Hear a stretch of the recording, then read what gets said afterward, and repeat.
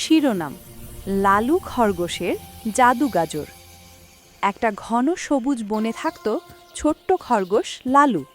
সে ছিল খুব দুষ্টু, সারাদিন শুধু খেলাধুলা করত। বনের অন্য প্রাণীরা প্রতিদিন খাবার জোগাড় করত, কিন্তু লালু হাসত, এখন তো অনেক সময় আছে। একদিন সন্ধ্যায় বনে এলো এক বৃদ্ধ কচ্ছপ। সে বলল, লালু, শীত আসছে, সবাই খাবার জমাচ্ছে, তুইও শুরু কর। লালু হেসে বলল, আমি তো দ্রুত দৌড়াতে পারি, যখন চাই তখনই খাবার পাবো। কয়েকদিন পর ঠান্ডা বাতাস বইতে লাগলো, চারদিক বরফে ঢাকা, খাবার কোথাও নেই। ক্ষুধায় লালুর চোখে পানি এসে গেল। ঠিক তখন সে দেখল কচ্ছপ ধীরে ধীরে হাঁটছে, তার ঝোলায় অনেক গাজর।